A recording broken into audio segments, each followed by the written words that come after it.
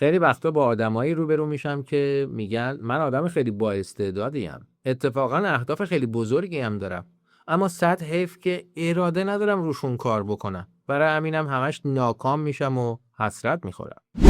واقعیت اینه که عامل شکست و ناکامی خیلی‌ها تو زندگی همین ضعف اراده است. اما یه سوال مهم به وجود میاد. آیا میشه این اراده رو قوی تر کرد؟ پاسخ 100% مثبته. چرا نمیشه؟ فقط باید اول اینو بدونی که اراده هم مثل عضلات بدنه. یعنی هر چی ازش بیشتر کار بکشی قوی تر میشه.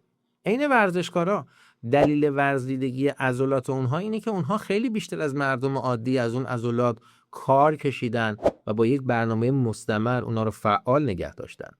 احتمالاً این پرسش تو ذهنت هستش که حالا من از کجا شروع کنم اگه میخوام اراده‌مو قوی تر کنم.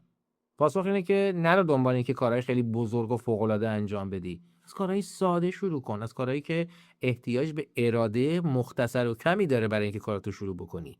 دقیقا مثل یه ورزشکاری که اگه میخواد مثلا عضله جلو بازوش قوی بشه، نمیره از اول یه دمبل 50 کیلویی بزنه، که از دمبلای 5 کیلویی شروع میکنه. اون وقت کم کم این عضله قوی تر میشه و بعد میتونه از پس وزنه‌های سنگین هم بر بیاد. اینم بدون که هر یه کار ساده ای رو که اراده میکنی و انجامش میدی، انرژی و ارادت رو برای انجام کار بعدی بیشتر و بیشتر میکنه.